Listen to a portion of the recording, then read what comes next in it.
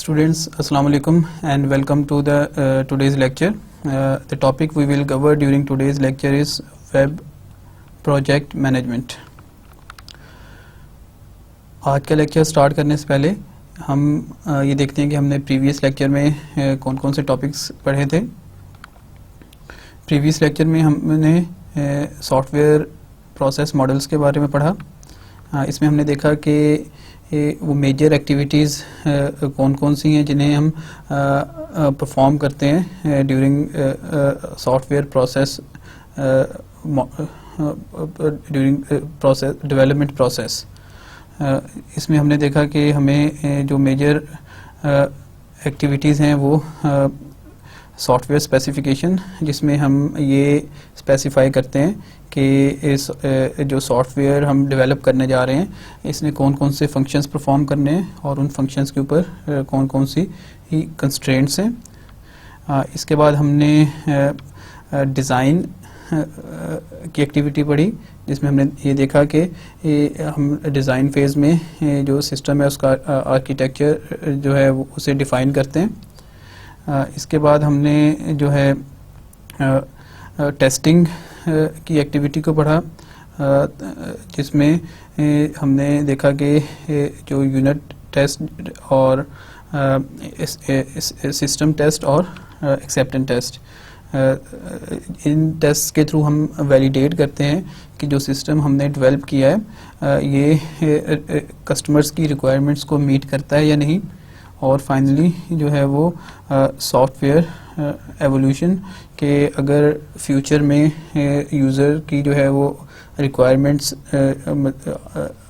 जो है वो चेंज होती हैं और वो मज़ीद फंक्शंस ऐड करना चाहता है एग्जिस्टिंग सिस्टम में, तो हम उसे कैसे हैंडल करते हैं. सॉफ्टवेयर प्रोसेस मॉडल को और उसकी एक्टिविटीज़ को डिफ़ाइन करने के बाद हमने रिक्वायरमेंट्स पढ़ी for a web development process model, जिसमें हमने देखा कि जो वेब प्रोजेक्ट्स होते हैं वो बाय नेचर इनका डेवलपमेंट टाइम शॉर्ट होता है, तो हमें जो प्रोसेस मॉडल डिफ़ाइन करना है फॉर वेब एप्लीकेशंस वो कैपेबल होना चाहिए कि वो शॉर्ट डेवलपमेंट टाइम को हैंडल कर सके. इसी तरह से जो बाय नेचर वेब एप्लीकेशंस होती हैं इनकी जो रिक्वायरमेंट्स होती हैं बड़ी रैपिडली चेंज हो रही होती हैं, और अगेन हमने टाइम कंस्ट्रेंट्स को मीट करने के लिए जो है इन्हें बड़ा क्विकली हैंडल करना होता है चेंजिंग रिक्वायरमेंट्स को. इसी तरह से हमने देखा कि समटाइम्स हमें डिफरेंट मॉड्यूल्स को की पैरेलल जो है वो डेवलपमेंट करनी पड़ती है. तो ये तमाम रिक्वायरमेंट्स हैं जो कि एक वेब डेवलपमेंट प्रोसेस मॉडल में होनी चाहिए. हाँ, इसके बाद हमने एक ओवरव्यू देखा रैशनल यूनिफाइड प्रोसेस मॉडल का, और इसके बाद हमने डिस्कस की suitability of rational unified process model for web application development. आज के लेक्चर में हम प्रोजेक्ट मैनेजमेंट का ओवरव्यू देखेंगे. इसके बाद हम डिटेल में डिस्कस करेंगे कि एज ए प्रोजेक्ट मैनेजर आपको क्या टास्क परफॉर्म करने हैं और आपकी क्या क्या रिस्पॉन्सिबिलिटीज़ हैं. और लेक्चर के आखिर में हम ट्रेडिशनल प्रोजेक्ट मैनेजमेंट को कंपेयर करेंगे विद वेब प्रोजेक्ट मैनेजमेंट. तो आइए हम आज का लेक्चर स्टार्ट करते हैं. Project management is the process of planning, organizing, motivating and controlling resources and procedures to develop a software or web project. तो बेसिकली जो प्रोजेक्ट मैनेजमेंट है ये रिसोर्सेज और प्रोसीजर्स को कंट्रोल करती है ताकि हम जो है एक क्वालिटी ही प्रोडक्ट जो है वो डेवलप कर सकें. Project management is an essential part of software or web engineering. Basically जब हम कोई प्रोजेक्ट स्टार्ट करते हैं तो उस प्रोजेक्ट के ऊपर बहुत सी कंस्ट्रेंट्स होती हैं जिन्हें मीट करना लाजमी होता है। जो मोस्ट कॉमन कंस्ट्रेंट्स हैं इनमें बजट कंस्ट्रेंट्स हैं और टाइम कंस्ट्रेंट्स हैं कि हमने विद इन बजट रह के एक क्वालिटी सॉफ्टवेयर जो है उसे डेवलप करना है, और इसी तरह से जो डेवलपमेंट है वो विद इन टाइम कंस्ट्रेंट्स होनी चाहिए। तो इन कंस्ट्रेंट्स को मीट करने के लिए लाजमी है कि हम प्रोजेक्ट्स को जो है वो मैनेज करें और मॉनिटर करें। अगर हम प्रोजेक्ट मैनेजर्स की जो जॉब है वो देखें तो एक प्रोजेक्ट मैनेजर ने इस चीज़ को इंश्योर करना होता है कि जो प्रोजेक्ट डेवलप हो रहा है वो अपने बजट को मीट करता है और इसी तरह से जो टाइमिंग कंस्ट्रेंट्स हैं उन्हें मीट करता है, और हम एक हाई क्वालिटी प्रोडक्ट जो है वो डिलीवर कर रहे हैं। तो एक सॉफ्टवेयर प्रोजेक्ट मैनेजर जो है उसके जो मेजर रिस्पॉन्सिबिलिटी है कि उसने सॉफ्टवेयर डेवलपमेंट प्रोसेस को कॉन्टिन्यूसली जो है वो मॉनिटर करना है कि जो प्रोग्रेस हो रही है वो अकॉर्डिंग टू द प्लान हो रही है या नहीं,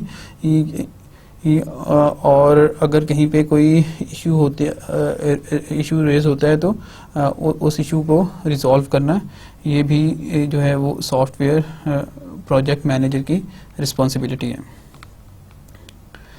good management doesn't guarantee the project success, but bad management usually result in project failure. जब प्रॉपर वे में प्रोजेक्ट्स को मैनेज नहीं किया जाता तो उससे जो प्रॉब्लम्स क्रिएट होती हैं उसमें मेजर प्रॉब्लम शेड्यूल डिलेज हैं, इसी तरह से बजट ओवररन और लो कस्टमर्स एक्सेप्टेंस। तो ये प्रॉब्लम्स हैं जो कि बैड मैनेजमेंट की वजह से एक प्रोजेक्ट में फेस करनी पड़ सकती हैं। तो अगर हम प्रोजेक्ट मैनेजमेंट के गोल्स को देखें तो जो मेजर गोल है प्रोजेक्ट मैनेजमेंट का वो ये है कि हम सॉफ्टवेयर को जो है ऑन टाइम डिलीवर करें, इसी तरह से जो बजट कंस्ट्रेंट्स हैं उन्हें हम मीट करें, और जो कस्टमर की एक्सपेक्टेशंस हैं या कस्टमर की जो रिक्वायरमेंट्स हैं उन्हें फुलफ़िल करें। इसी तरह से maintain a happy and well functioning team, कि जो टीम मेंबर्स काम कर रहे हैं उनकी प्रॉब्लम्स को सॉल्व करें और ताकि वो अपने फुल पोटेंशियल में काम कर सकें। तो ये मेजर गोल्स हैं जो कि हम प्रोजेक्ट मैनेजमेंट के थ्रू अचीव करते हैं। जैसा कि हमने प्रीवियस स्लाइड्स में देखा कि जो प्रोजेक्ट मैनेजर है वो इस चीज़ का रिस्पॉन्सिबल है कि वो इंश्योर करे कि जो कंस्ट्रेंट्स हैं बजट एंड टाइम कंस्ट्रेंट्स वो मीट हो रही हैं। इट मींस के प्रोजेक्ट मैनेजर ने जो डेवलपमेंट प्रोसेस है उसे मॉनिटर करना है और प्रोग्रेस को मेजर करना है, और उस प्रोग्रेस को मेजर करना कंपेयर करना है प्रोजेक्ट प्लान के साथ। अगर कहीं पे कोई डेफिशिएंसी है तो उसे रिमूव करना, ये भी प्रोजेक्ट मैनेजर की रिस्पॉन्सिबिलिटी है। आइए अब हम देखते हैं कि एक प्रोजेक्ट मैनेजर जो है वो उसके मेजर फंक्शंस कौन कौन से हैं। सबसे पहला फंक्शन या रिस्पॉन्सिबिलिटी वो है project planning, risk management, people management, reporting and proposal writing. तो जो प्रोजेक्ट मैनेजर्स होते हैं वो इन तमाम रिस्पॉन्सिबिलिटीज़ को या इसमें से किसी एक या एक से ज़्यादा रिस्पॉन्सिबिलिटीज़ जो हैं वो परफॉर्म कर रहे होते हैं ताकि जो प्रोजेक्ट है वो सक्सेसफुली कंप्लीट हो सके। आइए अब हम इन तमाम रिस्पॉन्सिबिलिटीज़ को और इसमें जो प्रोजेक्ट मैनेजर का रोल है उसे डिटेल में डिस्कस करते हैं। तो हम स्टार्ट करते हैं प्रोजेक्ट प्लानिंग से। अगर हम प्रोजेक्ट प्लानिंग की बात करें तो एक प्रोजेक्ट मैनेजर जो है वो रिस्पॉन्सिबल है कि वो कॉस्ट एस्टिमेशन करे किसी भी प्रोजेक्ट की कि जो प्रोजेक्ट हम डेवलप करने जा रहे हैं इसमें हमें क्या क्या रिसोर्सेज चाहिए और जो दीगर कॉस्ट हैं उन्हें एस्टिमेट करें। इसी तरह से जो एक और मेजर प्लानिंग पैरामीटर है वो है प्रोजेक्ट शेड्यूलिंग। प्रोजेक्ट मैनेजर की एक मेजर रिस्पॉन्सिबिलिटी है कि वो डीपली एनालाइज करे प्रोजेक्ट रिक्वायरमेंट्स को और उसके बाद वो एक रियलिस्टिक शेड्यूल जो है वो प्रिपेयर करे।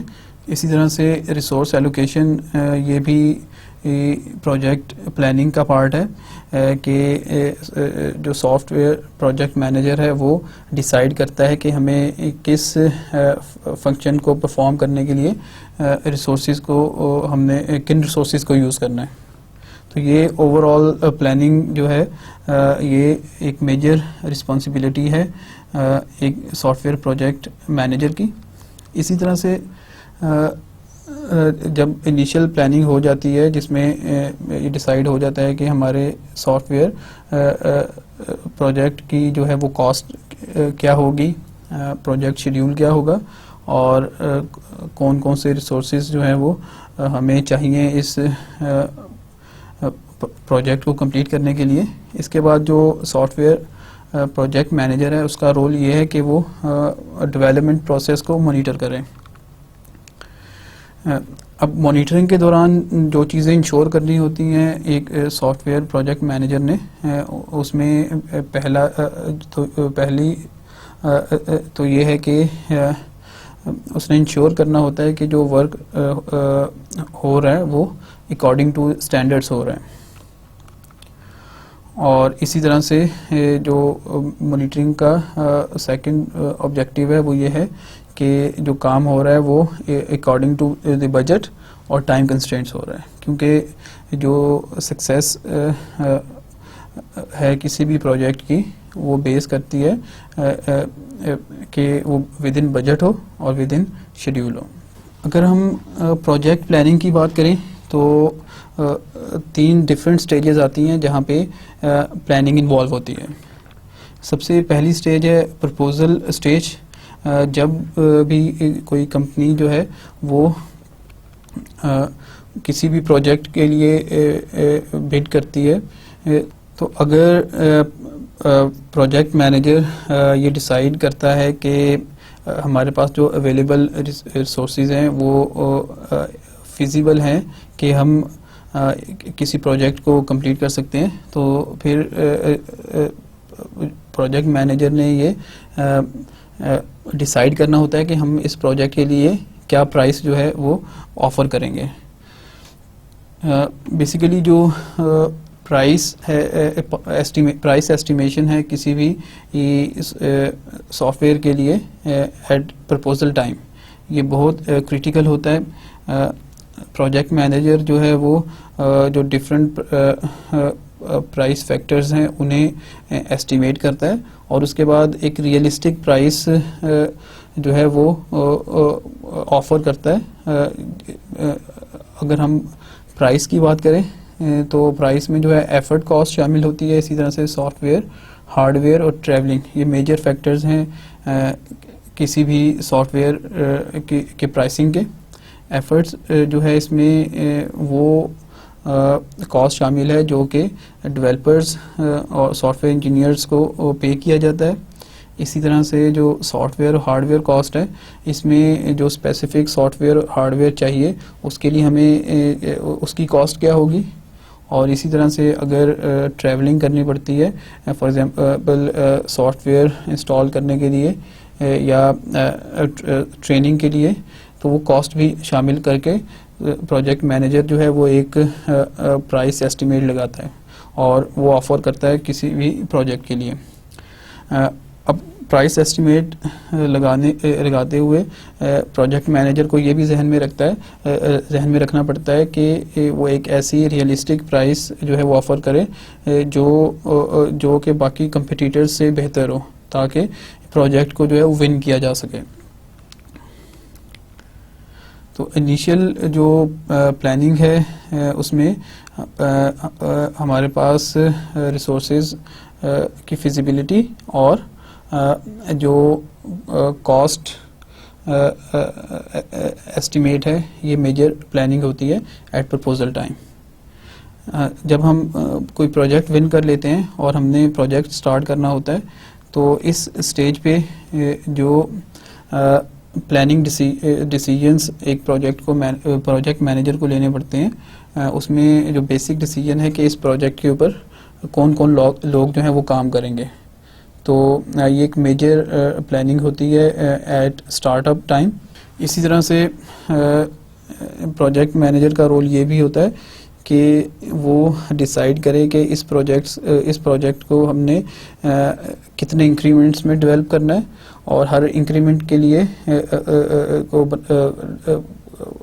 बनाने के लिए हमारे पास जो है वो कौन कौन से रिसोर्सेज हैं। इसी तरह से जब एक प्रोजेक्ट जो है वो स्टार्टअप फेज में होता है, तो इस स्टेज पे जो प्रोजेक्ट रिक्वायरमेंट्स होती हैं वो ज़्यादा क्लियर होती हैं as compare to proposal stage. तो इस स्टेज पे जो प्रोजेक्ट मैनेजर है वो रिफाइन कर सकता है अपने एस्टिमेट्स को रिगार्डिंग कॉस्ट, और इसी तरह से जो है वो शेड्यूल्स जो हैं उन्हें ज़्यादा बेहतर तरीके से जो है वो एस्टिमेट कर सकता है। अगर प्रोजेक्ट प्लानिंग की जो थर्ड फेज़ होता है या थर्ड स्टेज, वो होता है during development process. Project manager ने बिडिंग के टाइम के ऊपर या प्रपोजल स्टेज के ऊपर प्लान किया कि रिसोर्सेज की फिजिबिलिटी को, इसी तरह से जो इनिशियल कॉस्ट है उसे एस्टिमेट किया, और वो प्राइस जो है वो ऑफ़र की प्रोजेक्ट के लिए। प्रोजेक्ट जब स्टार्ट हुआ तो प्रोजेक्ट मैनेजर ने ये डिसाइड किया कि इस प्रोजेक्ट के ऊपर कौन कौन से जो लोग हैं वो काम करेंगे, और इसी तरह से प्रोजेक्ट मैनेजर ने ये डिसाइड किया कि हमारे प्रोजेक्ट की मेजर कंपोनेंट्स क्या होंगे और हर कंपोनेंट के लिए हमें क्या क्या रिसोर्सेज चाहिए। अब थर्ड स्टेज जो है प्रोजेक्ट प्लानिंग की, वो होती है ड्यूरिंग डेवलपमेंट प्रोसेस। समटाइम्स ऐसा होता है कि यूज़र की रिक्वायरमेंट्स चेंज होने की वजह से हमें अपने प्लान को चेंज करना पड़ता है। तो ये रिस्पॉन्सिबिलिटी जो है वो अगेन प्रोजेक्ट मैनेजर की है कि वो यूज़र की रिक्वायरमेंट्स के मुताबिक जो है वो प्लान को वो चेंज करें और अपने एस्टिमेट्स को रिफ़ाइन करें। इस स्टेज पे जो एस्टिमेट्स होते हैं वो ज़्यादा एक्यूरेट होते हैं अबाउट टाइम एंड बजट। तो इस तरह से जो ये तीन स्टेजेस हैं, ये इन स्टेजेस पे प्रोजेक्ट मैनेजर जो है उसे प्लानिंग करनी पड़ती है। इस डायग्राम में आप प्रोजेक्ट प्लानिंग की जो डिफरेंट स्टेजेस हैं वो देख सकते हैं। जब प्रोजेक्ट स्टार्ट हो रहा है तो आप देखेंगे प्रोजेक्ट मैनेजर का जो काम है वो identify constraints, identify risks, define milestones and deliverables. तो ये पैरेलल एक्टिविटीज़ होती हैं जिसमें जो प्रोजेक्ट मैनेजर है वो आइडेंटिफाई करता है कि जो प्रोजेक्ट हम डेवलप करने जा रहे हैं इसकी कंस्ट्रेंट्स क्या हैं। जो मेजर कंस्ट्रेंट्स होती हैं अगेन वो टाइम कंस्ट्रेंट्स, बजट कंस्ट्रेंट्स और रिसोर्स कंस्ट्रेंट्स। इसी तरह से जो प्रोजेक्ट मैनेजर है वो रिस्क्स को आइडेंटिफाई करता है जो कि हर्ट कर सकते हैं हमारे डेवलपमेंट प्रोसेस को, और माइलस्टोन्स और डिलीवरेबल्स जो हैं उन्हें डिफाइन करता है। जब ये एक्टिविटीज़ परफॉर्म हो जाती हैं तो हमारे पास जो है वो एक प्रोजेक्ट प्लान जो है वो प्रिपेयर हो जाता है और प्रोजेक्ट जो है वो स्टार्ट हो जाता है। जब प्रोजेक्ट स्टार्ट हो गया तो इस स्टेज पे जो एक प्रोजेक्ट मैनेजर है उसका रोल ये है कि उसने सूटेबल इंटरवल्स के बाद जो है वो प्रोग्रेस को मेजर करना है। अगर जो प्रोजेक्ट मैनेजर है वो देखता है कि जो डेवलपमेंट प्रोसेस है इसमें कोई माइनर प्रॉब्लम है तो वो दोबारा से जो शेड्यूल है उसे उसमें चेंजेस लाता है। अगर उसे लगता है कि कोई सीरियस प्रॉब्लम है तो वो अगेन जो प्रोजेक्ट है उसे रीप्लान करता है और जो रिस्क होते हैं उन्हें अवॉइड करने के लिए एक्शंस करता है।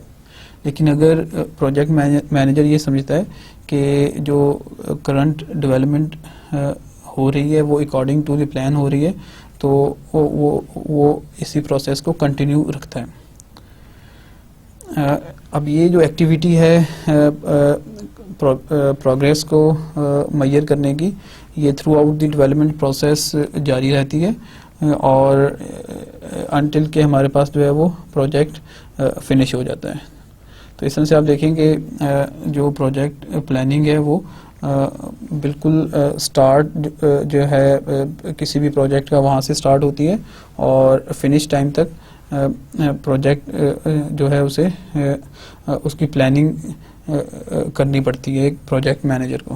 प्रीवियस स्लाइड तक हमने जो प्रोजेक्ट प्लानिंग है उसमें जो मेजर एक्टिविटीज़ हैं एक प्रोजेक्ट मैनेजर की उन्हें स्टडी किया। हमने देखा कि प्रोजेक्ट मैनेजर जो है उसे इंश्योर करना पड़ता है कि टाइम कंस्ट्रेंट्स जो हैं वो मीट हो रही हैं। इसी तरह से जो बजट है वो बजट कंस्ट्रेंट्स को भी मीट कर रहे हैं और जो सॉफ्टवेयर क्वालिटी है वो भी अकॉर्डिंग टू द स्टैंडर्ड है या रिक्वायरमेंट्स हैं। समटाइम्स ऐसा होता है कि कुछ डिसीजंस या जो चेंजेस होती हैं उनकी किसी एक पैरामीटर में तो वो इन्फ्लुएंस करती है दूसरे पैरामीटर्स को भी। फॉर एग्जांपल अगर प्रोजेक्ट चेंजेस की वजह से हम टाइम जो है कंप्लीशन टाइम उसे रिड्यूस करना चाह रहे हैं तो इसकी वजह से जो दीगर पैरामीटर्स हैं वो भी इन्फ्लुएंस होंगे। तो हमें या तो फिर क्वालिटी जो है उसे रिड्यूस करना पड़ेगा या कॉस्ट को बढ़ाना पड़ेगा ताकि हम जो है नए रिसोर्सेज ऐड करें डेवलपमेंट प्रोसेस में ताकि वो नए जो टाइमिंग कंस्ट्रेंट्स हैं उन्हें मीट किया जा सके। तो इस तरह से जो एक प्रोजेक्ट मैनेजर है उसकी रिस्पॉन्सिबिलिटी है कि वो एक जो बैलेंस रखे बजट टाइम और क्वालिटी में। और अगर यूज़र जो है वो किसी स्टेज पे इनमें से किसी भी एक पैरामीटर में चेंज चाहता है तो प्रोजेक्ट मैनेजर ने कस्टमर को ये बताना है कि किसी एक पैरामीटर में चेंज इन्फ्लुएंस कर सकती है दीगर पैरामीटर्स को भी। प्रोजेक्ट प्लानिंग के बाद जो सेकंड मेजर रिस्पॉन्सिबिलिटी है एक प्रोजेक्ट मैनेजर की वो है रिस्क मैनेजमेंट। जो प्रोजेक्ट मैनेजर्स होते हैं वो रिस्पॉन्सिबल होते हैं कि वो एंटिसिपेट करें रिस्क को यानी ऐसे इवेंट्स जो कि अफेक्ट कर सकते हैं शेड्यूल और क्वालिटी को। और अगर कोई ऐसा इवेंट होता है जो कि जिसकी वजह से प्रोजेक्ट जो है वो डिले हो सकता है या उसकी क्वालिटी जो है वो अफेक्ट हो सकती है तो जो सूटेबल एक्शंस हैं वो डिसाइड करना भी एक प्रोजेक्ट मैनेजर का काम है। अगर हम एक सॉफ्टवेयर प्रोजेक्ट के रिस्क की बात करें तो रिस्क जो है बेसिकली एक ऐसा इवेंट या एक ऐसा इवेंट है जो कि सॉफ्टवेयर की क्वालिटी या शेड्यूल को अफेक्ट कर सकता है। तो रिस्क जो है उसकी 3 मेजर कैटेगरीज हैं. Project risk which affect the project schedule और resources. For example experience developer leaves the job. अगर कोई एक्सपीरियंस डेवलपर जो है वो ड्यूरिंग डेवलपमेंट जॉब छोड़ दे तो डेफिनेटली उसकी वजह से जो है वो प्रोजेक्ट डिले का शिकार हो सकता है. हमें नया जो डेवलपर है वो हायर करना पड़ेगा और नए डेवलपर को अंडरस्टैंडिंग बिल्ड करने में के लिए टाइम चाहिए होगा, जिसकी वजह से जो प्रोजेक्ट शेड्यूल है वो डिले हो सकता है. इस तरह से जो सेकंड कैटेगरी है रिस्क की वो प्रोडक्ट रिस्क हैं which affect the quality and performance of the product.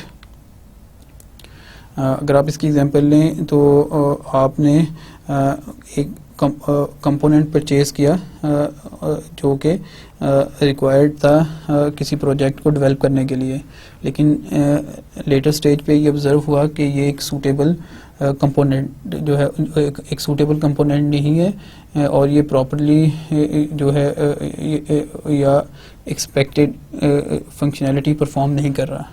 तो इस तरह से जो प्रोडक्ट हम डेवलप कर रहे हैं वो उसकी क्वालिटी इफ़ेक्ट होगी. जो थर्ड टाइप है रिस्क की वो हमारे पास है बिजनेस रिस्क. बिजनेस रिस्क जो है वो अफेक्ट करते हैं organisation which is developing the product और प्रोक्योरिंग द प्रोडक्ट.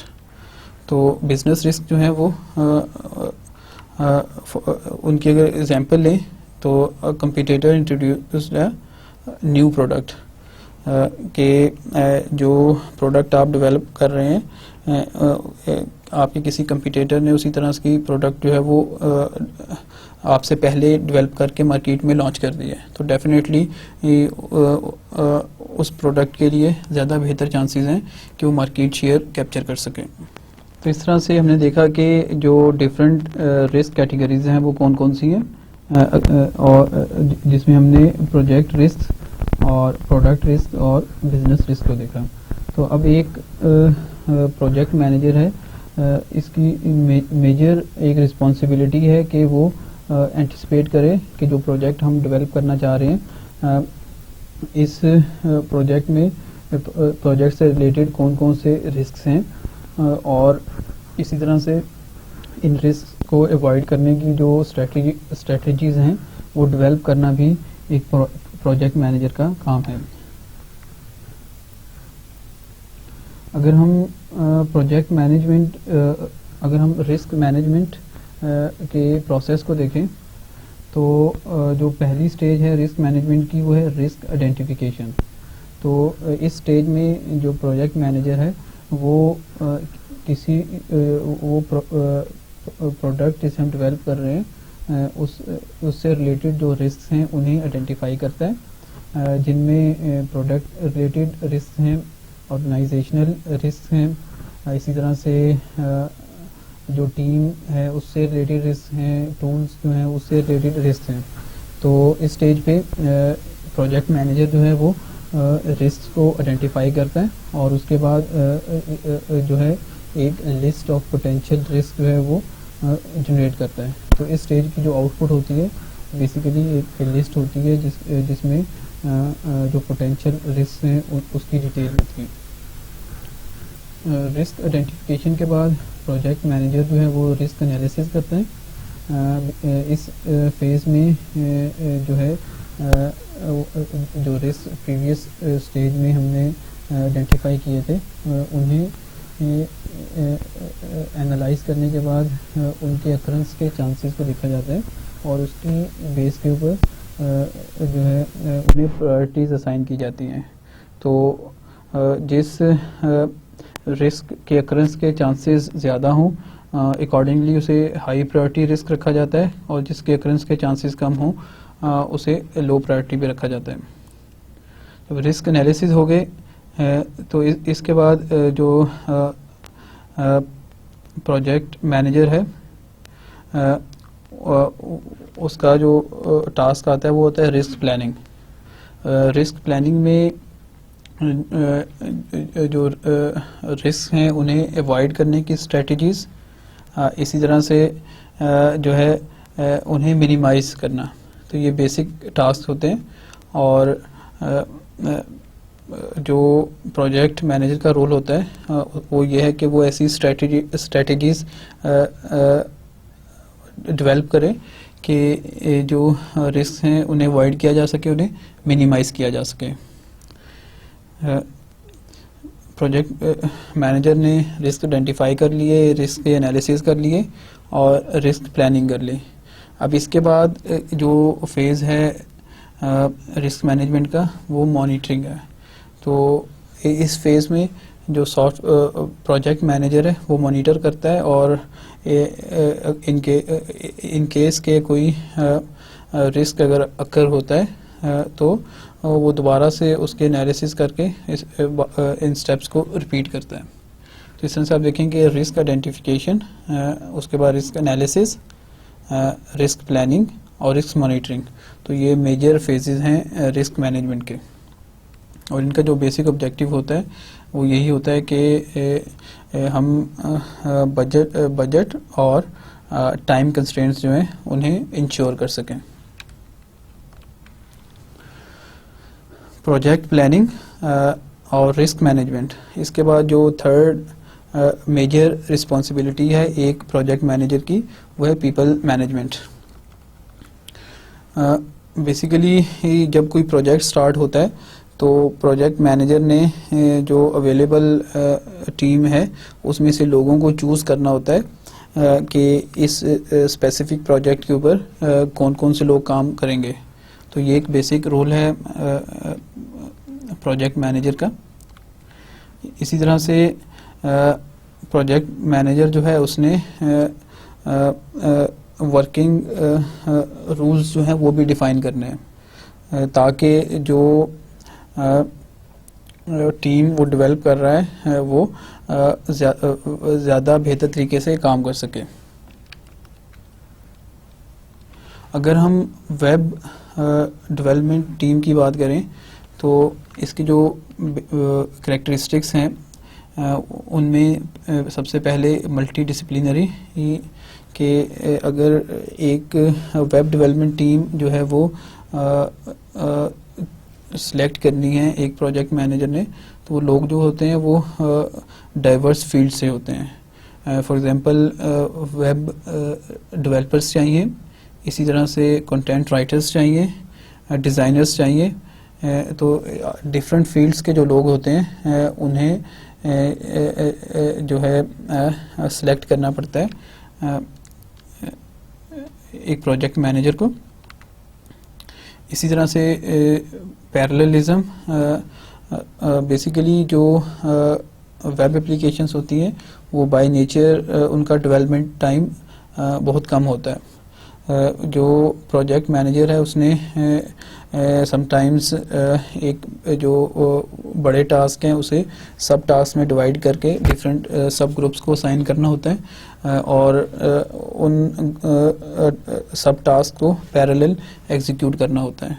तो ये भी एक करैक्टरिस्टिक है वेब डेवलपमेंट टीम का कि जो टीम मेंबर्स हैं वो पैरेलल काम कर रहे होते हैं एक ही टास्क के ऊपर।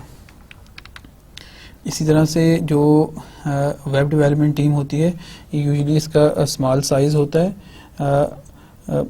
क्योंकि जो डेवलपमेंट साइकिल है वेब एप्लीकेशंस का उसका ड्यूरेशन कम होता है और इसी तरह से जो बजट कंस्ट्रेंट्स हैं उसकी वजह से ये फिजिबल नहीं होता कि बहुत ज़्यादा जो लोग हैं वो किसी एक ही प्रोजेक्ट के ऊपर काम करें।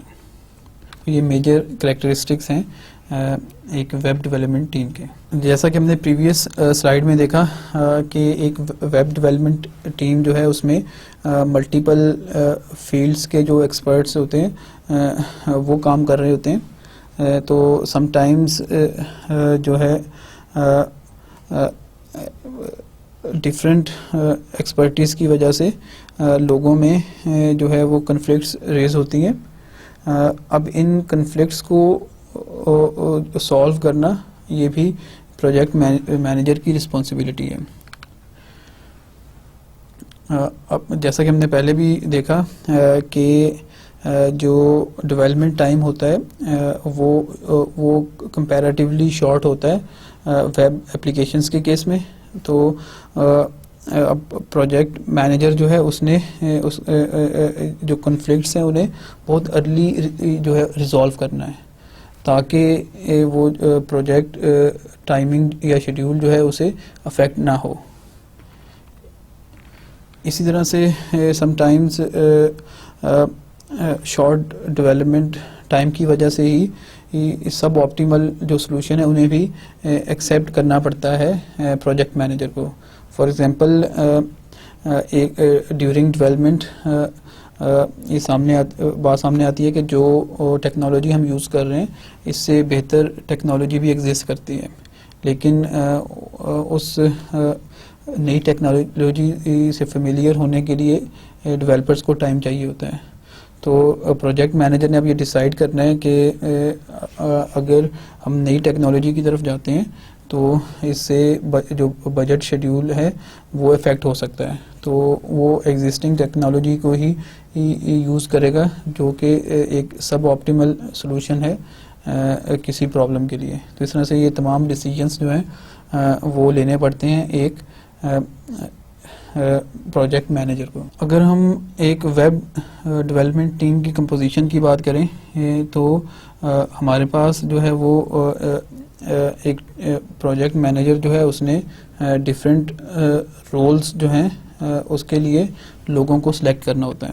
अगर आप डिफरेंट रोल्स की बात करें तो हमारे पास मैनेजमेंट की रिस्पॉन्सिबिलिटीज़ होती हैं, इसी तरह से फंक्शनैलिटी और डाटा। फंक्शनैलिटी मींस के जो प्रोजेक्ट है उसके फंक्शंस को डेवलप करना, और डाटा मींस के जो कंटेंट्स हमें चाहिए किसी वेब एप्लीकेशन के लिए उससे रिलेटेड टास्क। तो अब प्रोजेक्ट मैनेजर जो है वो हर रोल के अगेंस्ट जो है वो रिसोर्सेज को साइन करता है। फॉर एग्जांपल जो मैनेजमेंट की एक्टिविटीज़ है वो प्रोजेक्ट मैनेजर ने परफॉर्म करनी है। जो फंक्शनैलिटी है उसके लिए सॉफ्टवेयर इंजीनियर और मल्टीमीडिया डिज़ाइनर्स जो कि वेब एप्लीकेशन को डेवलप करेंगे।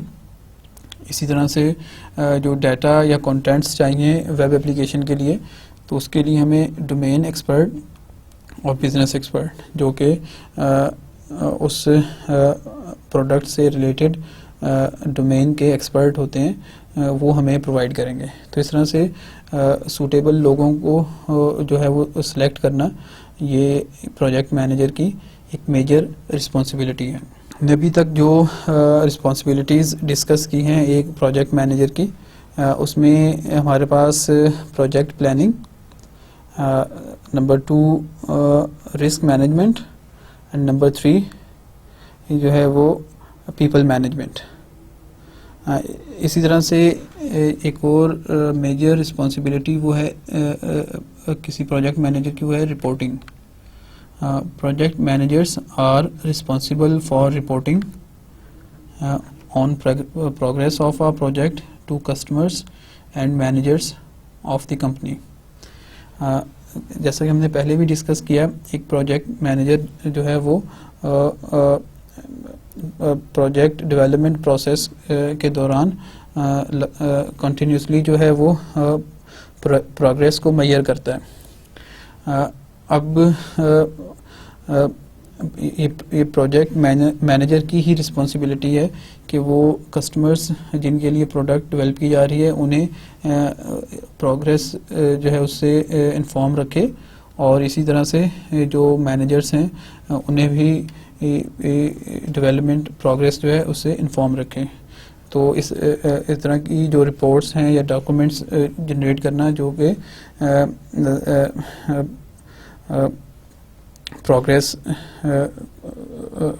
प्रोजेक्ट प्रोग्रेस को डिस्क्राइब करते हैं, ये रिस्पॉन्सिबिलिटी भी एक प्रोजेक्ट मैनेजर की है।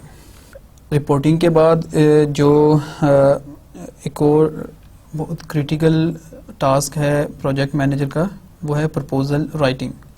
बेसिकली किसी भी प्रोजेक्ट को विन करने के लिए प्रोजेक्ट मैनेजर ने एक प्रपोजल लिखना होता है जिसमें वो प्रोडक्ट के जो बेसिक ऑब्जेक्टिव्स हैं उन्हें डिस्क्राइब करता है। इसी तरह से जो इनिशियल एस्टिमेट्स हैं कॉस्ट के शेड्यूल के उन्हें वो इंक्लूड करता है प्रोजेक्ट प्रपोजल में।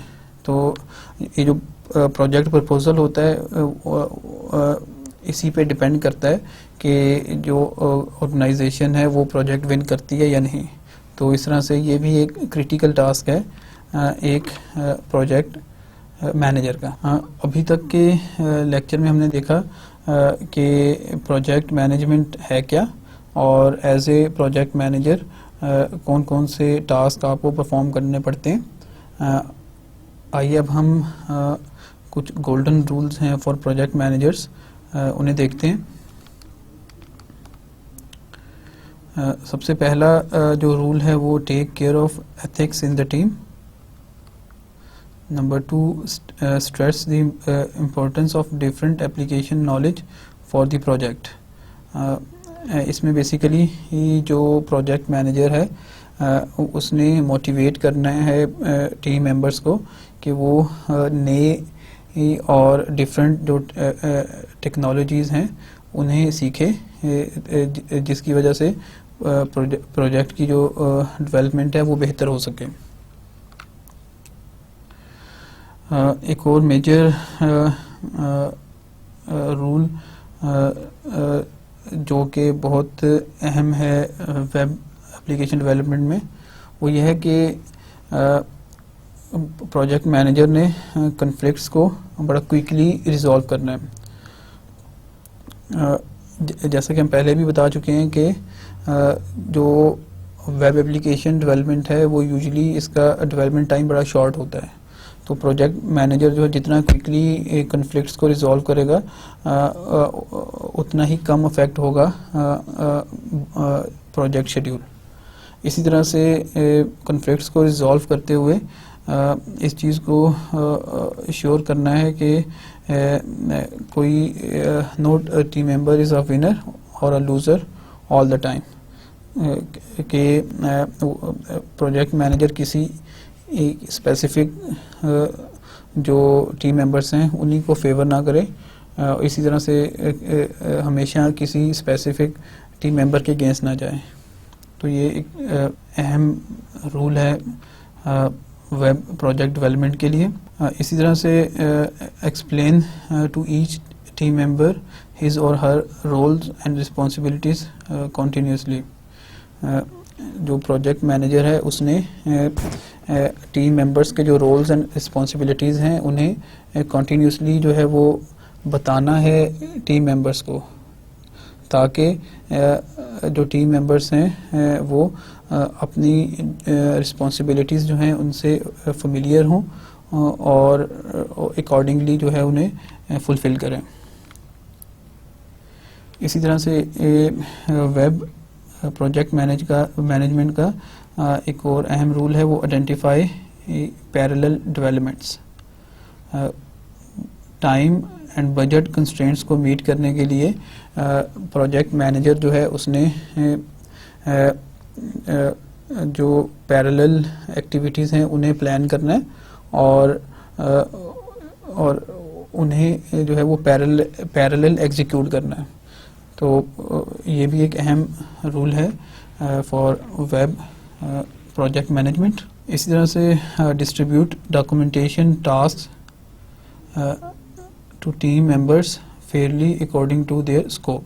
Promote and coordinate the continuous use of tools from the very beginning of the project. Translate cost and values into different project areas. Promote the continuous involvement of the customer in the project, and always keep an eye on the project progress and the project objectives.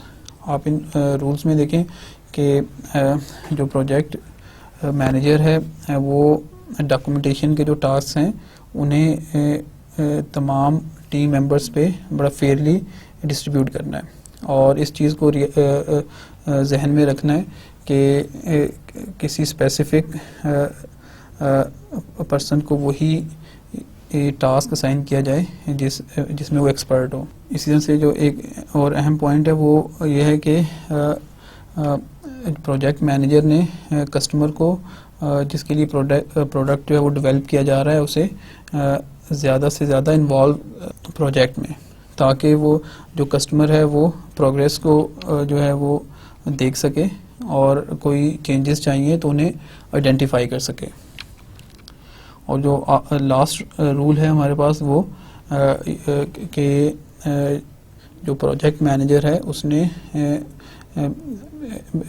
Continuously जो है वो progress को major करना है और उसे compare करना है प्रोजेक्ट ऑब्जेक्टिव्स के साथ।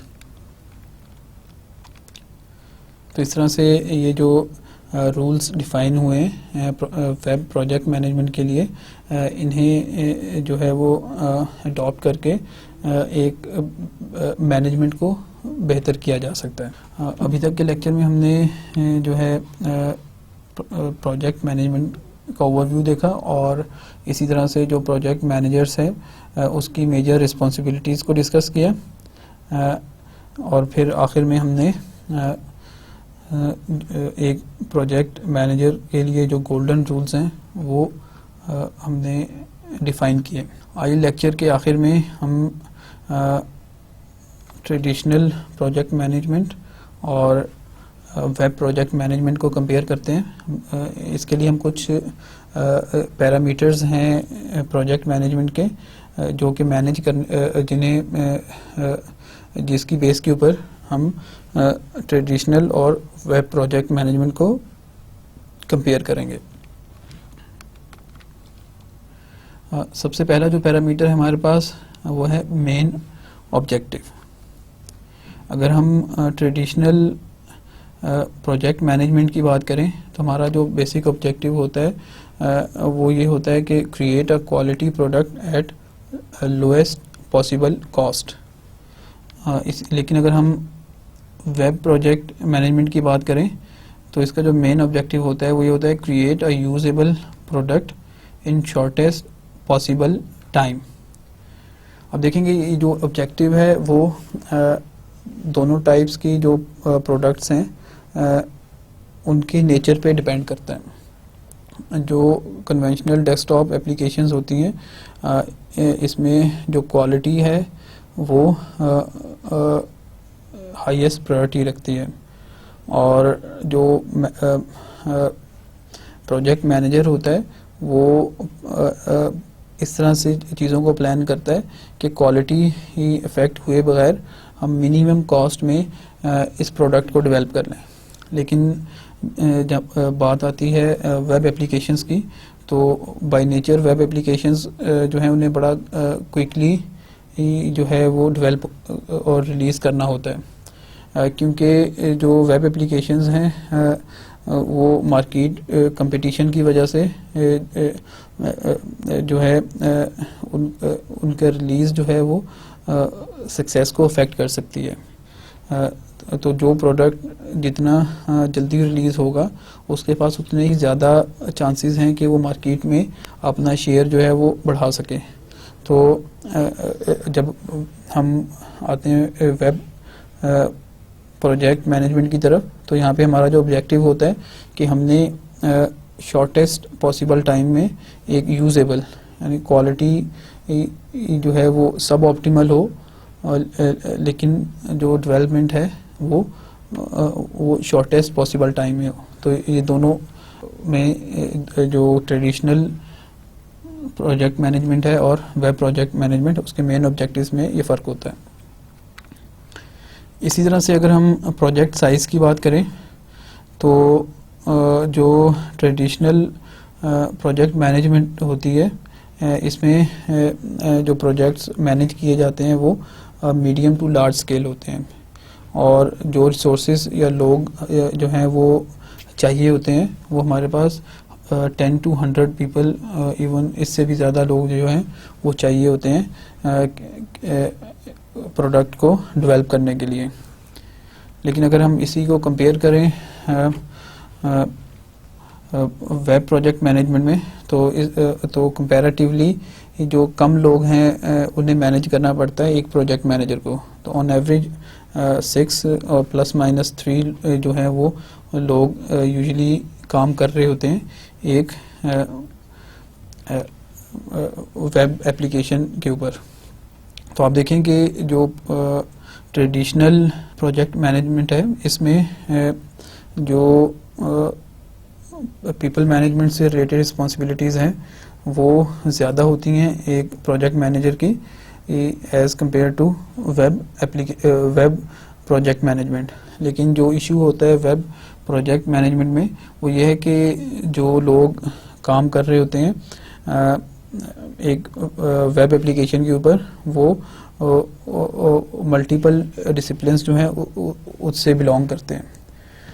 तो ये एक इशू होता है, एक चैलेंज होता है कि डिफरेंट फील्ड्स के जो एक्सपर्ट्स हैं उनकी कॉन्फ्लिक्ट्स को रिजॉल्व करना। इसी तरह से जो ड्यूरेशन होता है ट्रेडिशनल प्रोजेक्ट मैनेजमेंट में वो 12 to 18 मंथ्स ऑन एवरेज कि जो ट्रेडिशनल एप्लीकेशन है उसे डेवलप करने के लिए हमारे पास 12 to 18 मंथ्स होते हैं।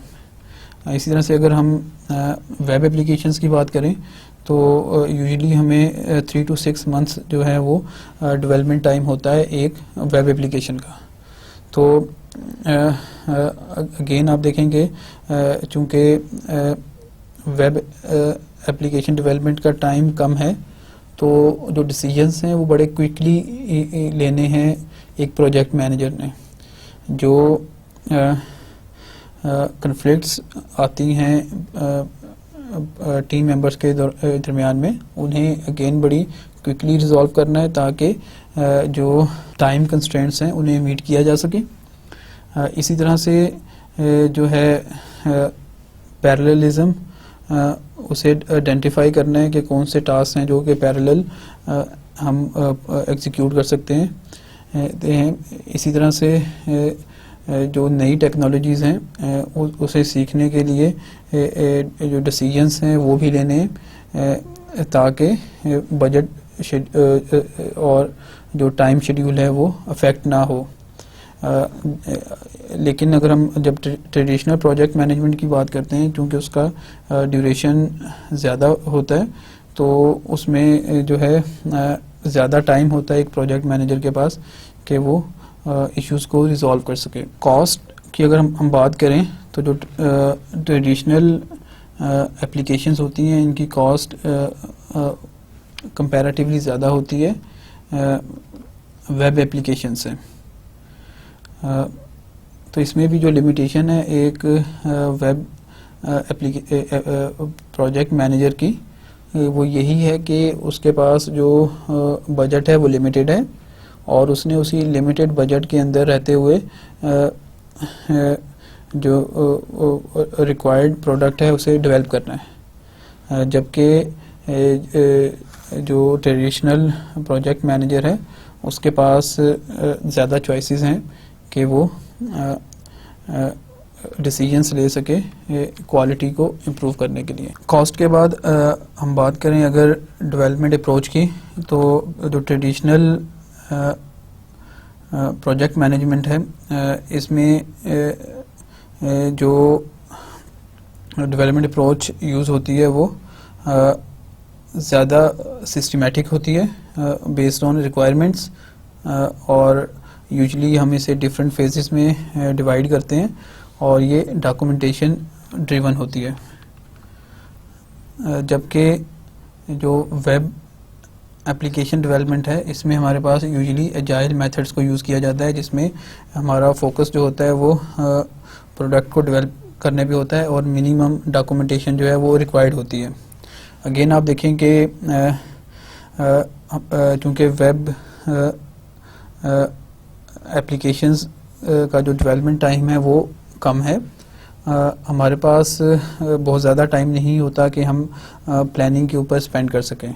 तो हमारा जो फोकस होता है वो प्रोडक्ट डेवलपमेंट होता है बजाय इसके कि हम डॉक्यूमेंटेशन या प्लानिंग पे टाइम जो है वो स्पेंड करें, लेकिन जो मिनिमम प्लानिंग या डॉक्यूमेंटेशन है वो स्टिल पार्ट होती है वेब एप्लीकेशन डेवलपमेंट का। इसी तरह से हमारे पास जो टेक्नोलॉजीज़ की अगर बात करें तो जो ट्रेडिशनल प्रोजेक्ट डेवलपमेंट है, इसमें हमारे पास ऑब्जेक्ट ओरिएंटेड मेथड्स को यूज़ किया जाता है, जबकि जो वेब एप्लीकेशन डेवलपमेंट है इसमें वेब टेक्नोलॉजीज़ जो को यूटिलाइज़ किया जाता है। जो नेक्स्ट पैरामीटर हमारे पास वो है प्रोडक्ट। ट्रेडिशनल प्रोडक्ट्स जो होती हैं वो यूजुअली कोड बेस्ड होती हैं और उसमें रीयूजेबिलिटी जो है वो कंपैरेटिवली कम होती है, जबकि ये हमारे पास बहुत कम्प्लेक्स एप्लीकेशंस होती हैं। अगर हम इसे कंपेयर करें वेब एप्लीकेशंस के साथ तो हमारे पास जो रीयूजेबिलिटी है वो कंपैरेटिवली हाई होती है और स्टैंडर्ड जो कंपोनेंट्स होते हैं जिन्हें हम रीयूज़ करते हैं, और यूजुअली हमारे पास जो स्टैंडर्ड एप्लीकेशंस होती हैं वो ही डेवलप की जाती हैं। स्टाफ प्रोफाइल एक ट्रेडिशनल प्रोजेक्ट मैनेजर को यूजुअली जिन लोगों को हैंडल करना पड़ता है वो एक्सपीरियंस्ड सॉफ्टवेयर डेवलपर्स होते हैं with several years of experience, जबकि एक वेब प्रोजेक्ट मैनेजर जो है इसे डिफरेंट फील्ड्स के जो एक्सपर्ट्स हैं उन्हें हैंडल करना पड़ता है, जिनमें multimedia designer, web programmer, marketing के लोग जो हैं वो होते हैं। आइए लेक्चर के आखिर में हम आज के लेक्चर को समराइज़ करते हैं। आज के लेक्चर में सबसे पहले हमने देखा कि प्रोजेक्ट मैनेजमेंट है क्या। बेसिकली जब हम प्रोजेक्ट डेवलपमेंट की बात करते हैं तो उसका जो बेसिक ऑब्जेक्टिव्स होते हैं वो ये कि हम बजट और टाइम कंस्ट्रेंट्स को मीट करें और एक क्वालिटी प्रोडक्ट जो है वो डिलीवर करें।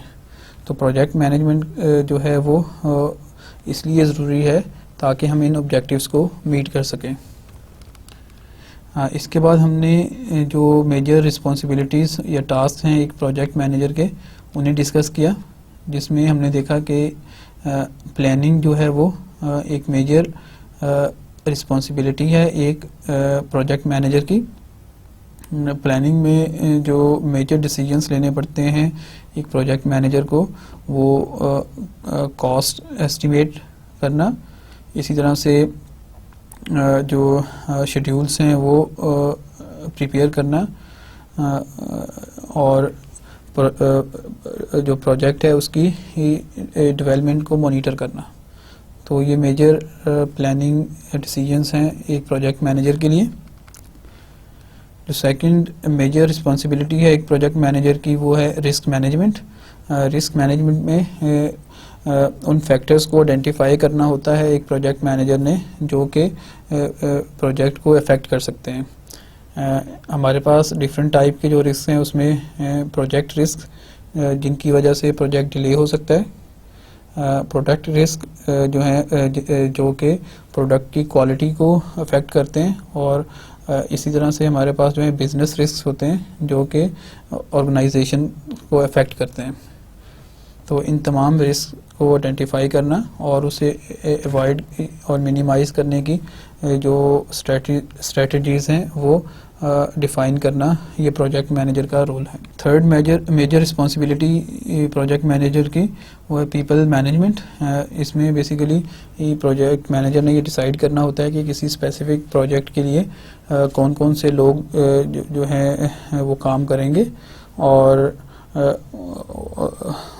वो किस तरह से वो अपनी रिस्पॉन्सिबिलिटीज़ को परफॉर्म करेंगे।